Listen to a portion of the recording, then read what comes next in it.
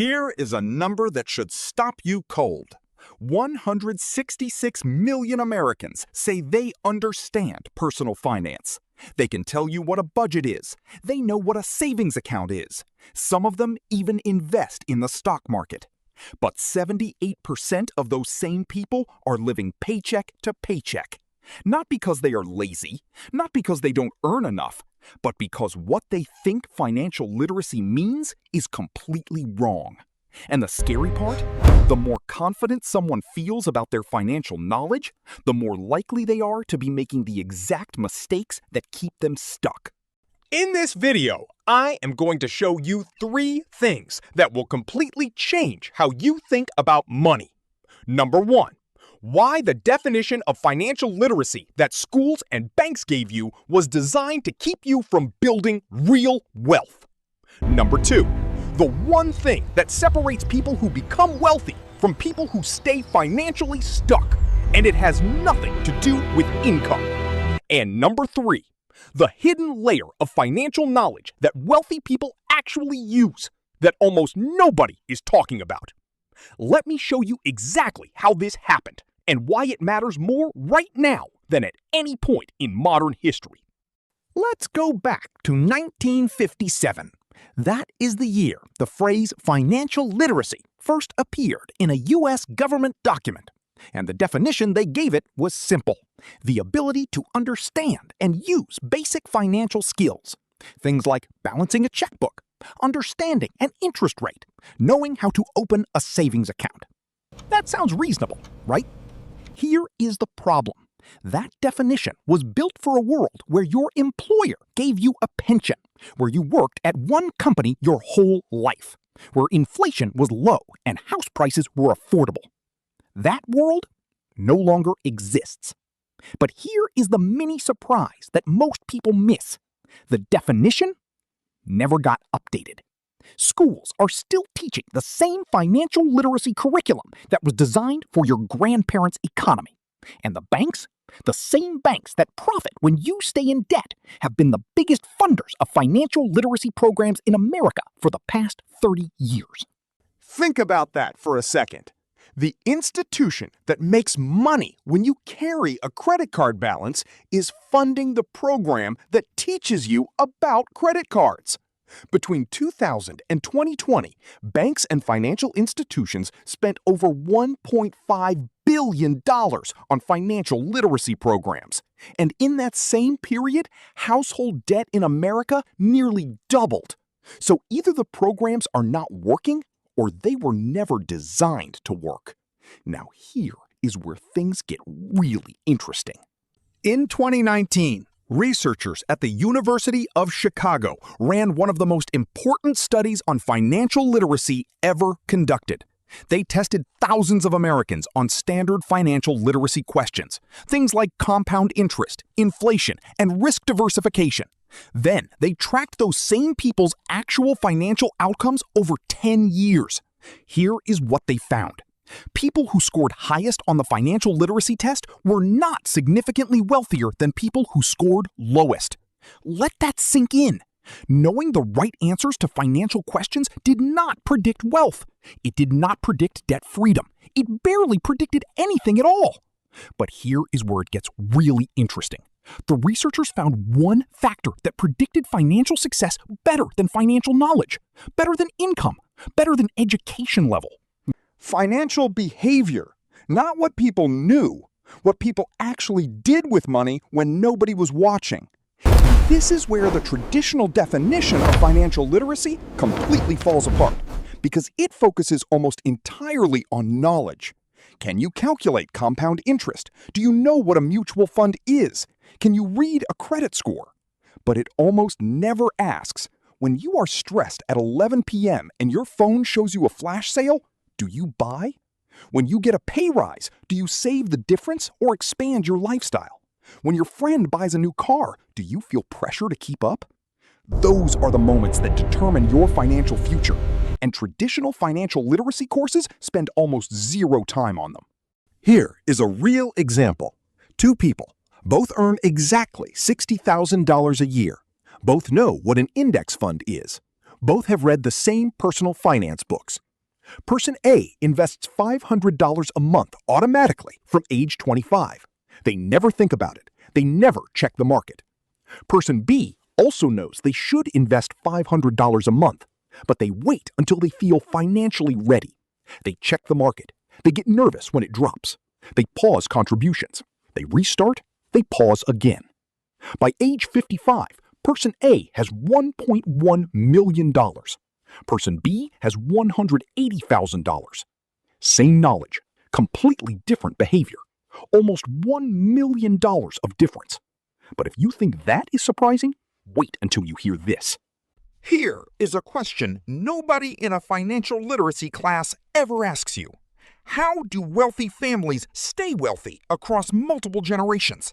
Because statistically, most wealthy families lose their money by the third generation. There is actually a saying for it: shirt sleeves to shirt sleeves in 3 generations. The first generation builds the wealth. The second generation maintains it. The third generation spends it. But some families break that pattern. And when researchers studied those families, the Rockefellers, the Waltons, the old European banking dynasties, they found something fascinating. It was not that they taught their children better budgeting.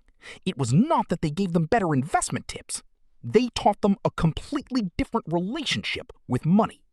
For most people, including people who consider themselves financially literate, money is something you earn and then spend. The goal is to earn more so you can spend more, maybe save a little along the way. For generationally wealthy families, money is a tool that works for you while you sleep. The goal is never to spend the principal, only ever spend what the money generates. That sounds simple, but the psychological difference between those two worldviews is enormous. Let me give you a concrete comparison. Average financially literate person receives a $50,000 inheritance. They pay off some debt, maybe upgrade their car, take a nice holiday, put $10,000 in savings. The money is gone in 18 months. Generationally wealthy person receives a $50,000 inheritance. They immediately ask one question: how do I make this money generate income? They invest it in assets that return 7-10% annually. In 10 years, that $50,000 is $100,000. In 20 years, it is $200,000. They never touch the original amount. This is what financial experts call the difference between a consumption mindset and a capital mindset. And here is the part that will genuinely shock you. Traditional financial literacy programs almost exclusively teach the consumption mindset. They talk about how to spend wisely, how to budget your expenses, how to get out of debt so you can afford more things. They almost never teach capital thinking, how to turn money into an asset, how to build income streams that exist separately from your time, how to think about wealth as something that compounds across decades rather than something that resets every month. And that gap between what financial literacy programs teach and what actually builds wealth is not an accident. This brings us to the most shocking discovery of all. In 2008, the global financial system nearly collapsed. Banks had been selling millions of people mortgages they could not afford, packaging those mortgages into complex financial products, selling those products to investors around the world. And when the whole thing fell apart, ordinary people lost their homes, their savings, their retirement funds. The response from governments and banks was almost immediate. More financial literacy programs. The message was clear. If only people had understood their mortgages better, if only they had been more financially literate, this would not have happened. But economist Anna Maria Lusardi, one of the world's leading researchers on financial literacy, published a paper in 2014 that challenged this entire narrative. She found that improving individual financial literacy has almost no measurable effect on reducing wealth inequality. The reason? Because the financial system itself is structured in a way that extracts wealth from people regardless of how financially educated they are. Think about this carefully. Inflation silently reduces the value of your savings every year. This happens whether you are financially literate or not. Tax systems in most countries are structured so that people who earn money from work pay higher tax rates than people who earn money from investments. This happens whether you know about it or not. Housing markets in most major cities have appreciated at rates that make it nearly impossible for first-time buyers without family wealth to enter the market. No amount of personal budgeting fixes a systemic barrier. So here is the uncomfortable truth that the traditional financial literacy industry never tells you. Individual financial literacy is necessary, but it is not sufficient. You need to understand money at the individual level, how to budget, save, and invest. But you also need to understand money at the system level, how wealth is created, extracted, and transferred through economic structures that most people never learn to see. The wealthy are not just better at managing money. They operate with a fundamentally different map of how the financial world actually works. They understand things like the Cantillon effect, the idea that new money printed by central banks reaches wealthy asset owners first, before it filters down and causes inflation for everyone else. They understand that corporations can borrow money at 2% interest to buy back their own stock, while ordinary savings accounts pay 0.5%. They understand that the tax code in most countries is written with dozens of advantages for people who own businesses and assets, advantages that employees who earn salaries almost never access. This is the hidden layer of financial literacy that nobody teaches, not because it is complicated, but because if everyone understood it, the system would have to change. So what does all of this mean for us today? Here is the good news. Once you understand that the financial literacy you were taught is incomplete, not wrong, but incomplete, you can start filling in the gaps. Think of it as 3 levels. Level 1 is what most people know: budgeting, saving, avoiding unnecessary debt, understanding basic interest rates. This is the foundation. You need it, but it is not enough on its own. Level 2 is what most people never learn: behavioral finance, understanding why you make the financial decisions you make under pressure, under stress, under social influence, learning to separate your emotions from your money decisions, building systems so good decisions happen automatically without relying on willpower.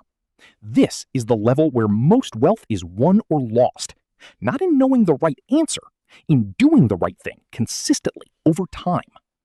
Level 3 is what the wealthy understand: how the financial system is structured, how taxes really work, how inflation moves wealth from savers to asset owners, how to position yourself on the right side of those transfers rather than the wrong side. And here is the small but powerful reveal before we wrap up. The single most financially impactful thing most people can do right now has nothing to do with finding a better investment or cutting more expenses. It is to change the question they ask about money. Most people ask, "How do I afford this?" Wealthy people ask, "How do I make this pay for itself?" Most people ask, "How do I earn more?" Wealthy people ask, "How do I make money while I sleep?" Most people ask, "How do I get out of debt?" Wealthy people ask, "What is good debt and how do I use it to build assets?" The questions you ask about money determine the answers you find, and the answers you find determine the actions you take, and the actions you take, repeated consistently over years, determine your financial future. Before we wrap up, there is one final thing you need to know. Remember that number I gave you at the start. 78% of financially literate Americans living paycheck to paycheck. Here is the final twist. The 22% who are not living paycheck to paycheck, who have investments, who are building wealth, who are financially free, most of them will tell you they did not learn what they know in school. They did not learn it from a bank-sponsored program. They learned it from watching, reading, asking uncomfortable questions, and most importantly, from changing the way they thought about money at a fundamental level. The fact that you are watching this video right now tells me something important about you. You are not satisfied with surface-level answers. You want to understand how things actually work. That instinct, that refusal to accept the standard explanation, is more valuable than any single financial tip I could give you. So let me leave you with this. Financial literacy is not a destination. It is not a certificate you earn and then put on a shelf. It is a way of seeing the world, one that most people are never taught and most systems never want you to find. The people who get it right are not smarter than you. They are not luckier than you. They just asked better questions earlier. You just asked one today. If this video made you think differently about money, subscribe. Because every week on this channel, we go deeper than the standard financial advice, into the mechanics, the psychology, and the hidden structures of how wealth actually works. Thanks for watching this video. See you in the next.